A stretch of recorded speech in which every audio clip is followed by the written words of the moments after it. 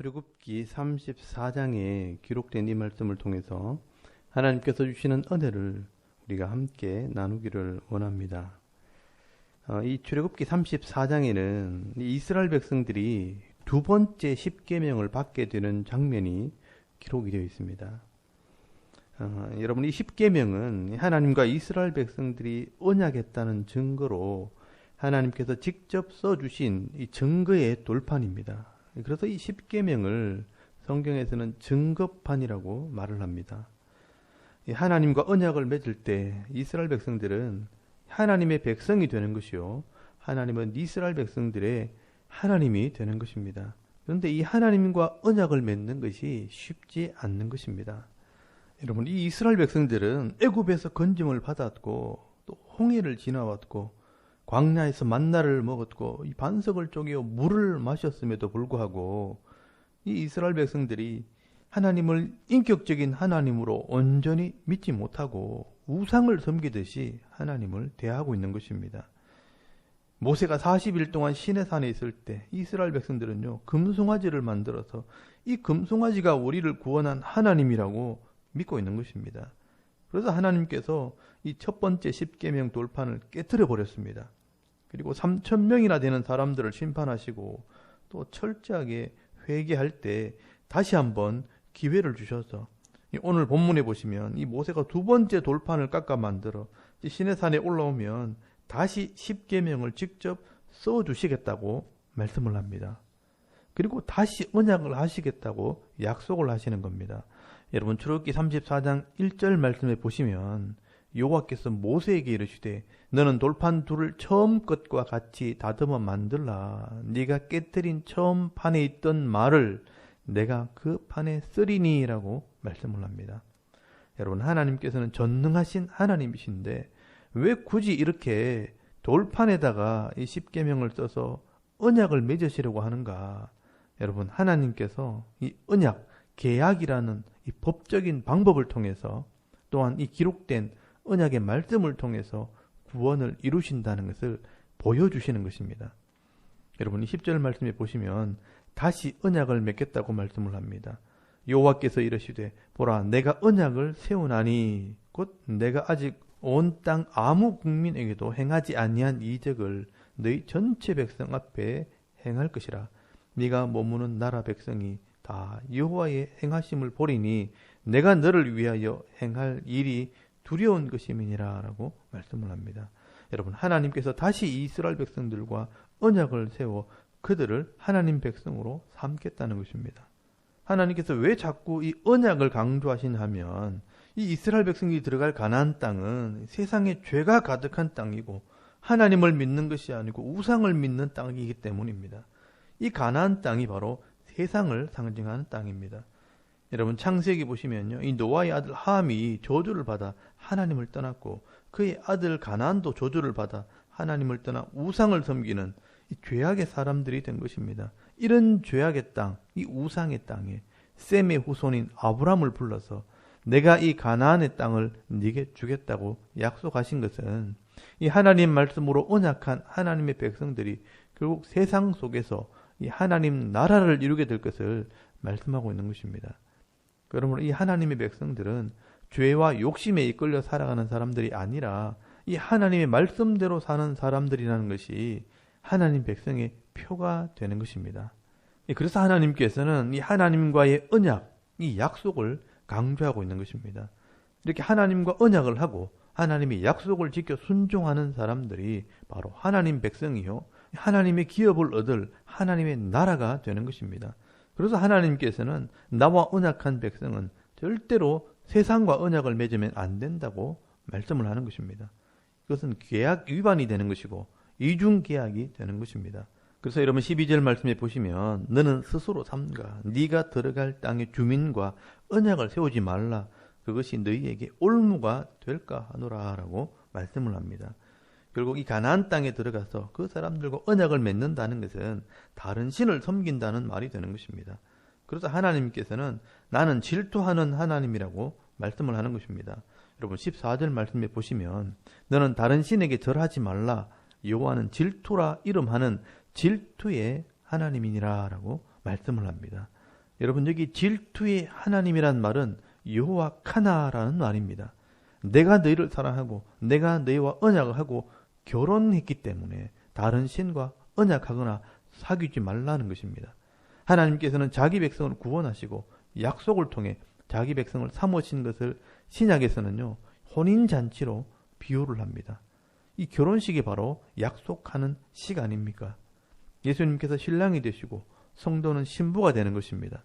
그래서 성도는 예수님을 남편으로 섬기기로 언약하고 그 주님만 바라보고 섬기고 살아야 하는데, 이 세상의 재물과 세상의 음란과 세상의 쾌락의 유혹에 넘어가서 거기 마음을 주게 되고 그것을 따라가면 결국 그 뒤에 있는 영적인 존재 사탄의 종이 되는 것입니다.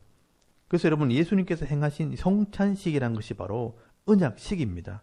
이 성찬식이라는 언약식을 통해 내가 예수님과 언약한 거룩한 신부라는 것을 기억하고 또 하나님의 약속의 말씀을 순종하는 사람으로 살아갈 때 거룩한 신부로 신랑 되시는 예수님을 만날 수 있다고 말씀을 하고 있는 것입니다. 그래서 여러분, 요한계시록 19장 말씀에 보시면 이 성도가 예수님을 만나는 모습을 어린 양의 혼인잔치로 설명을 하고 있는 것입니다. 그래서 성경은 계속해서 이 하나님과 성도는 언약한 존재라는 것을 계속해서 강조를 하고 있는 것입니다. 여러분, 오늘 본문의 34장 27절에서 28절까지 말씀을 다시 한번 보시기 바랍니다. 여호와께서 모세에게 이르시되 너는 이 말을 기록하라. 내가 이 말들의 뜻대로 너와 이스라엘과 언약을 세웠음이라 하시니라. 모세가 여호와와 함께 40일 40날을 거기 있으면서 떡도 먹지 아니하였고 물도 마시지 아니하였으며 여호와께서는 언약의 말씀 곧 십계명을 그 판들에 기록하셨더라라고 말씀을 합니다. 여러분, 하나님은 눈에 보이지 않지만 이 언약하시는 말씀을 통해서 하나님 자신을 계시한 것입니다. 그래서 이 언약의 말씀이 곧 하나님을 상징하기 때문에 이 말씀을 지켜 순종할 때 하나님을 믿는 하나님 백성으로 인정받게 되는 것입니다. 그래서 여러분, 이 십계명은 10가지 상징적인 명령이고요. 이 십계명의 자세한 실천 사항들이 레위기 율법에 기록이 되어 있는 것입니다. 그래서 여러분, 하나님께서는 이 레위기 율법의 말씀으로 언약을 하시고 이 말씀을 지켜 행할 때 하나님을 믿는 하나님의 백성이 되기 때문에 그 말씀에 기록된 복을 주실 수 있는 것입니다. 여러분, 우리가 세상 사람과 다른 점이 무엇이냐면 이 세상의 욕심과 이 세상의 죄의 유혹에 끌려 살아가는 것이 아니라 이 하나님의 약속의 말씀을 따라 살아간다는 것입니다. 이것이 우리의 믿음이 되는 것입니다. 그러면 우리가 이 죄악의 땅에서도 이 하나님의 나라의 복을 받게 되어지는 것입니다. 그래서 여러분, 이 모세는 이 십계명과 레위기 말씀을 이스라엘 백성들에게 가르쳤고요. 또 이스라엘 백성들은 그 후손들에게 가르쳤고 또 예수님께서도 이 말씀을 제자들에게 가르쳤고 또 제자들이 이 초대교회 성도들에게 이 말씀을 가르쳤기 때문에 오늘 우리 손에까지 이 말씀이 기록되어 전해지게 된 것입니다. 여러분, 이것이 하나님께서 자기 백성들을 구원하시는 방법이요 또 복을 주시는 방법입니다. 오늘도 이 하나님의 약속의 말씀을 잘 기억하시고요. 또 수천 년 역사를 통해 이 말씀을 기록하시고 또 보존하셔서 우리 손에 들려주셔서 읽게 하시는 이 하나님의 열심을 깨달아서 더 하나님 말씀을 사랑하고 읽고 듣고 묵상하는 중에 하나님을 깊이 만나시고 깊이 사랑함으로 이 하나님의 은혜를 누리며 살아가는 저와 여러분의 이런 영적인 삶의 모습이 되실 수 있기를 바랍니다. 그리고 두 번째로 이 하나님께서 이 언약을 잊어버리지 않게 하기 위해서 이 이스라엘 백성들 전체가 지킬 절기에 대해서 말씀을 합니다. 여러분, 인생이라는 긴 여정을 살아가는 동안 이 사람들은 항상 자기중심적이고 또 바쁘게 살아갑니다. 그래서 하나님께서는 이 하나님을 잊어버리지 않게 하기 위해 시간 속에 이 절기라는 마디를 만들어 놓은 것입니다. 여러분, 여기 절기라는 이 절자가 마디 절자입니다. 한번 끊고 쉬어가라는 것입니다. 그래서 이것을 여호와의 절기라고 말씀을 합니다.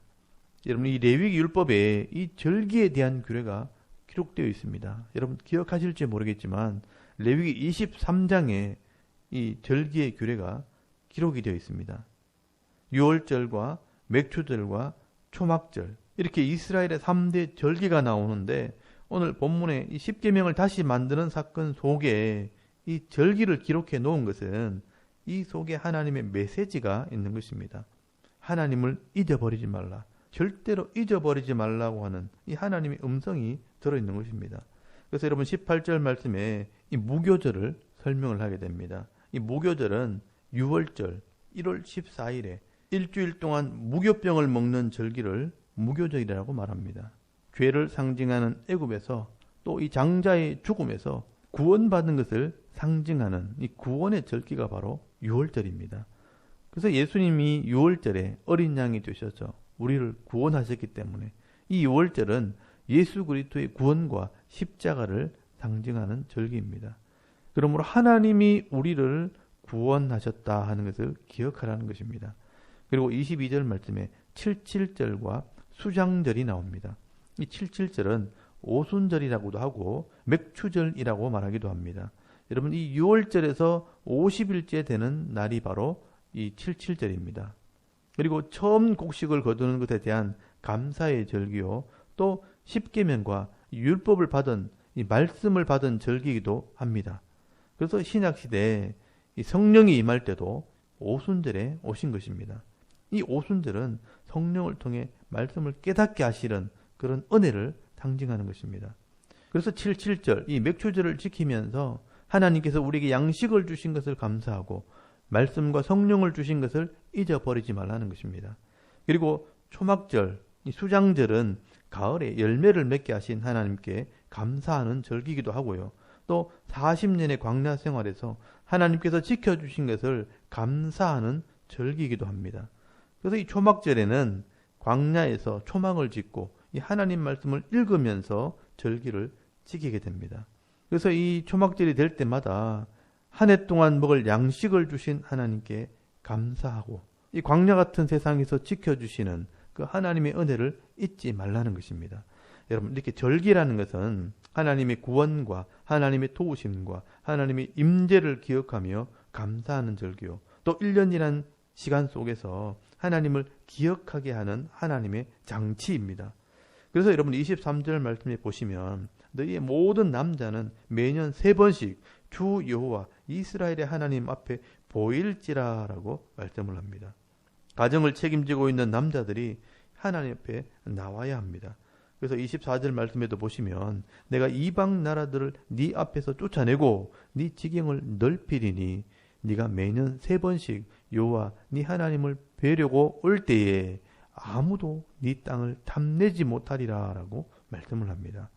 여러분 하나님께서 자기 백성들을 도우시고 대적을 쫓아주시고 지경을 넓혀주셔서 복을 주실 때 매년마다 3번씩 이 절기를 지키며 하나님을 기억할 때 아무도 우리의 가정과 기업을 탐내지 못하도록 하나님께서 지켜주시겠다고 약속을 하시는 것입니다. 그러므로 이 교회나 가정에서 이 절기를 지키는 것은 형식적이기보다는 진지하게 참여하게 될 때 가정과 자녀들이 복을 받게 되는 것입니다. 그러므로 우리가 이 교회 절기를 지킬 때도 이런 말씀들을 기억하면서 감사함으로 절기를 지키는 은혜가 있기를 바랍니다. 오늘도 저와 여러분이 이런 절기를 지날 때마다 오늘 말씀에 기록된 것처럼 우리를 구원하시고 이 땅에서 복을 주신 것을 감사하며 기쁨으로 은혜를 나누며 절기를 지킬 때 하나님께서 주시는 풍성한 복을 받아 누리는 그런 성도들이 다 되실 수 있기를 바랍니다. 그리고 마지막으로 여러분 29절에서 34절까지 말씀해 보시면 이 시내산에서 내려온 이 모세의 얼굴에 빛이 나는 장면이 기록이 되어 있습니다. 이것은 모세에게 주시는 하나님의 배려입니다. 이 모세가 하나님의 영광을 보았고 하나님과 함께 40일 동안 함께 있었다는 증거로 그 얼굴에 빛이 나게 된 것입니다. 사실 이 모세는요, 자기 얼굴에 빛이 나는 줄도 몰랐습니다. 그저 하나님과 함께 거하면서 말씀을 받고 말씀을 기록하고 그 말씀을 가지고 산에서 내려온 것뿐입니다. 아마도 모세는 즐겁게 그 일을 했을 것입니다. 그래서 29절 말씀에 보시면 모세가 그 증거의 2판을 모세의 손에 들고 시내산에서 내려오니 그 산에서 내려올 때에 모세는 자기가 여호와와 말하였으므로 말미암아 얼굴 피부에 광채가 나나 깨닫지 못하였더라라고 말씀을 합니다. 이 모세는 대단한 일을 했습니다. 40일 동안 물도 먹지 않고 떡도 먹지 않았습니다. 그리고 하나님의 영광을 보았고 하나님의 음성을 들었습니다. 그리고 하나님께서 친히 쓰신 돌판을 가지고 내려온 것입니다. 모세가 한 일은 하나님께서 주신 이 사명을 감당한 것입니다. 이 모세는 기쁨으로 즐거움으로 이 사명을 감당하고 내려오니까 그 얼굴에 빛이 나고 있는 것입니다. 여러분, 이것은 사역자들에게 주시는 하나님의 배려와 은혜인 것입니다. 여러분, 하나님과 교제하고 하나님 말씀 앞에 늘 엎드리면 그 말씀이 나를 새롭게 하고 그 말씀이 나를 아름답게 하는 것입니다. 여러분, 성도가 이 하나님 말씀을 통해 하나님을 만나고 그 말씀을 세상 속에서 성실하게 순종하는 모습들이 세상 사람들이 볼 때는 놀랍게 여겨지고 능력으로 보여진다는 것입니다. 여러분, 사도 바울도 이 고린도후서 말씀에 보시면 자신이 한 일들을 자랑하는데요, 놀라운 이야기를 합니다. 여러분, 고린도후서 11장 23절에서 30절까지 말씀을 한번 찾아보시기 바랍니다. 거기 보시면 그들이 그리스도의 일꾼이냐 정신없는 말을 하거니와 나도 더욱 그러하도다. 내가 수고를 넘치도록 하고 옥에 갇히기도 더 많이 하고 매도 수없이 맞고 여러 번 죽을 뻔하였으니 유대인들에게 40에 하나 감한 매를 5번 맞았으며 3번 태장으로 맞고 1번 돌로 맞고 3번은 파선하고 1주야를 깊은 바다에서 지냈으며 여러 번 여행하면서 강의 위험과 강도의 위험과 동족의 위험과 이방인의 위험과 시내의 위험과 광야의 위험과 바다의 위험과 거짓 형제 중에 위험을 당하고 또 수고하며 애쓰고 여러 번 자지 못하고 줄이며 목마르고 여러 번 굶고 춥고 헐벗었노라. 이 외에 이런 고사하고 아직도 날마다 내 속에 눌리는 일이 있으니 곧 모든 교회를 위하여 염려하는 것이라. 누가 약하면 내가 약하지 아니하며 누가 실족하게 되면 내가 애타지 아니하더냐. 내가 부득불 자랑할진대 내가 약한 것을 자랑하리라 라고 말씀을 합니다. 여러분, 이 바울은요, 하나님 말씀을 붙들고 삶의 현장에서 기쁨으로 이런 사역을 감당하게 될 때 이런 바울의 모습을 지켜보던 사람들은 다 놀라게 되는 겁니다. 어떻게 그렇게 살 수 있습니까? 정말 대단하시네요. 그런데 이 바울은요, 마지막에 뭐라고 말하느냐면 이게 내가 한 게 아닙니다. 나의 나된 것은 하나님의 은혜입니다 라고 말씀을 합니다. 내가 대단한 게 아니고요, 하나님께서 대단한 것입니다 라고 말하는 것입니다. 여러분, 이 지금 모세의 모습이 바로 그런 모습입니다. 모세는 자기 얼굴에 빛이 나는지도 모릅니다. 그런데 하나님과 함께 있고 하나님 말씀을 받아가지고 오는 그 일이 엄청난 것이라는 것입니다. 여러분, 저도 이 하나님 말씀을 읽고 묵상하고 말씀을 준비할 때 막 정신없이 합니다. 너무 재밌고 은혜가 있고 또 이런 말씀이 또 있었네 하면서 말씀을 또 자꾸 읽고 묵상하고 준비를 합니다. 매일마다 이 새벽 설교를 하고요, 또 수요일에 설교를 준비하고 목요일 성경 강좌를 또 준비해서 이렇게 강좌를 하고요, 또 매주 주일 낮 예배 또 주일 오후 예배를 또 설교하기 위해서 준비합니다. 그리고 그 말씀대로 살려고 애를 쓰고 성도들과 함께 은혜를 나누며 살아갑니다. 근데 그런 모습이 성도들에게는 대단하게 보일 수 있습니다. 여러분도 마찬가지라고 생각합니다. 새벽에 일어나서 새벽 기도회 하고요, 또 말씀 묵상하고 주일날 하루 종일 또 교회에서 예배 드리고 봉사하고 수요일날 또 교회 가고 목요일에 또 성경 강좌를 또 듣고 직장에 다닐 거 다 다니고 사람들 만날 거 다 만나면서도 또 교회 와서 예배 드리고 봉사하고, 그런데 가족들은 행복하고 사업도 잘 되고 자녀들도 착하고 가정에 문제가 없고 늘 만나면 생글생글 웃고 욕도 안 하고 가는 곳마다 이렇게 행복하게 살아가면 세상 사람들이 볼 때는 놀랍니다. 예수 믿는 사람은 어떻게 그렇게 행복합니까? 여러분, 그때 나는 그냥 하나님과 함께 하는 것밖에 없습니다. 하나님께서 하신 것입니다 라고 말하게 되는 것입니다. 여러분, 그게 바로 하나님의 은혜요, 하나님의 배려입니다. 여러분, 출애굽기 34장 30절 말씀에 보시면 아론과 온 이스라엘 자손이 모세를 볼 때 모세의 얼굴 피부에 광채가 남을 보고 그에게 가까이 하기를 두려워하니라고 말씀을 합니다. 여러분, 사람들은요, 우리가 믿음으로 살아가는 그런 모습을 보면 두려워할 겁니다. 우리가 정말 제대로 말씀대로 예배하고 말씀대로 순종하는 삶을 부부가 살고 또 자녀들이 살아간다면 우리는 세상 속에서 이런 말을 듣게 될 것입니다. 여러분, 오늘도 이 하나님과 함께 했던 이 모세가 얼굴에 빛이 남으로 하나님의 영광을 드러냈던 것처럼 오늘 저와 여러분도 하나님과 동행하며 이 예배의 삶, 이 말씀에 충만한 삶을 살아서 세상 속에서 당당하게 하나님 모습을 보여주며 살아가는 저와 여러분의 이런 영적인 삶의 모습이 되실 수 있기를 주의 이름으로 축원합니다. 아멘. 우리 잠깐 기도드리겠습니다. 이 하나님의 약속의 말씀을 믿고 순종함으로 이 땅에서 하나님의 나라를 이루어가는 하나님 백성이 되게 하옵소서. 여러분 기도하시고요. 또 나라와 민족과 섬기는 교회와 또 가정과 자녀들의 믿음을 위해서 또 개인의 기도 제목을 따라 기도하고 오늘 하루 삶을 또 시작할 수 있기를 바랍니다. 다 같이 우리 하나님께 한번 기도드리겠습니다. 살아계신 하나님 은혜를 감사합니다. 오늘도 이 아침에 하나님을 예배하게 하시고